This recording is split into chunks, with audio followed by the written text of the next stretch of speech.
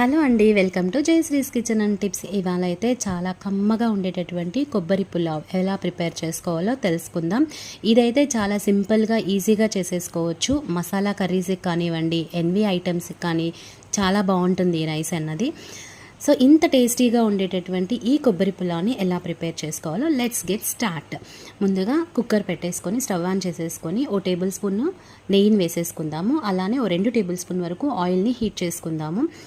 తర్వాత నేనైతే చాలా తక్కువ మసాలా వేస్తున్నానండి. మీకు స్పైసీనెస్ ఎక్కువ కావాలంటే ఎక్కువ వేసుకోవచ్చు. బిర్యానీ ఆకు, అలానే స్టార్ అనాస, ఓ స్పూను మిరియాలు, కొద్దిగా సోంపు, 3-4 వరకు యాలక్కాయలు, అలానే పట్ట, లవంగాలు వేసేసుకున్న తర్వాత 2 మీడియం ఆనియన్స్ని సన్నగా పొడవుగా కట్ చేసుకొని వేసేసుకోవాలి. ఇవి కొంచెం ఫ్రై అవుతూ ఉండగానే జీడిపప్పులు మన ఇష్టం అండి, ఎంతైనా వేసేసుకోవచ్చు.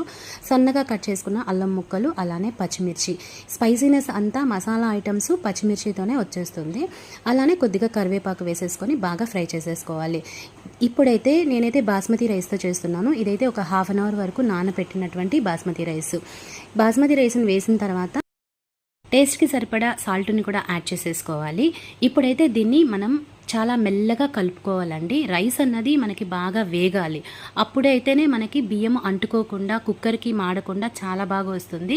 ఇలా ఫ్రై చేసేటప్పుడు రైస్ విరిగిపోకుండా చాలా మెల్లగా నిదానంగా కలుపుకోవాలి.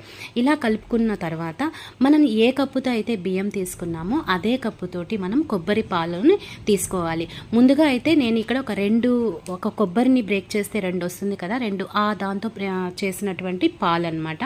చాలా చిక్కగా ఉండే పాలు అయితే తీసుకున్నాను. ఇక్కడ చూపిస్తున్నటువంటి గ్లాస్కి 3/4 గ్లాస్ వరకు బియ్యం తీసుకున్నాను. కాబట్టి నేనైతే 1 గ్లాస్ వరకు కొబ్బరి పాలని యాడ్ చేసేస్తున్నాను.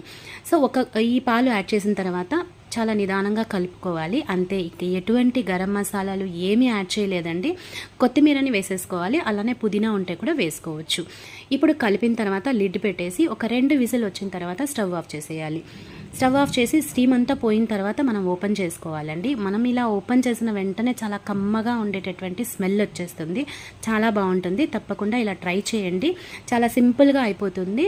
ఎన్వి కర్రీస్ ఉంటాయి కదా, చికెన్ గ్రేవీస్కి, వీటికి ఈ రైస్ అన్నది చాలా బాగా యూజ్ అవుతుంది. ఫ్రెండ్స్, ఈ వీడియో మీకు నచ్చినట్లయితే ప్లీజ్ సబ్స్క్రైబ్ చేసుకోండి ఛానల్ని. అలానే వీడియోని లైక్ చేసి కామెంట్ చేయండి. Thank you for watching.